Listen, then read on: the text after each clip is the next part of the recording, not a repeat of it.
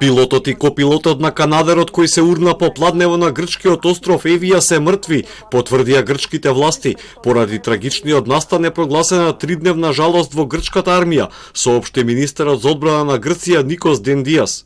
Загубата на животите на офицерите на воздухопловните сили и оператори на противпожарните авиони за време на должност и при обид да се заштитат животите и имотот на граѓаните, како и животната средина на нашата земја, е длабоко тажна. Нашите мисли се со нивните семејства и колеги на кои им изразуваме наискрено сочувство. Авионската несреќа се случи по пладнево при гаснење на големиот пожар на островот Евија. Грчката национална телевизија објави снимка од моментот на уривање на авионот. На неа може да се види канадерот кој летајки многу ниско изфрла вода директно врз пожар, но со десното крило удира во врвот на дрво, пошто може да се забележи дека му паѓа и дел од крилото. По ударот авионот започнува да понира во десно и се урива во подножјето на ридот, при што се гледа кревање на огнена топка. Грција прогласи вонредна состојба поради висок ризик од избивање на шумски пожари на островот Крит, додека на Родос локалните власти евакуираат цели села кои беа под директна закана од огнот.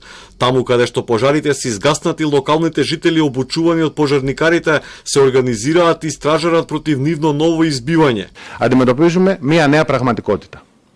Είναι η 12η μέρα που υπάρχουν ταυτόχρονα πάνω από 50 νέες εστίες ημερησίως κατά μέσο όρο.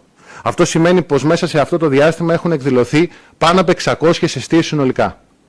Топлотниот бран кој го зафати целиот регион на Медитеранот предизвика стотици активни пожари во Турција, Грција, Хрватска, Италија, во Алжир, Тунис и во Северна Африка.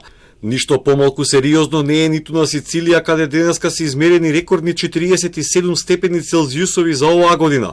Пламените стигнаа и до аеродромот во Палермо, кој од синоќа е затворен за сообраќај, додека пак половина од јавниот превоз во градот не функционира, бидејќи меѓу високите температури и пожарите возилата се прегреваат.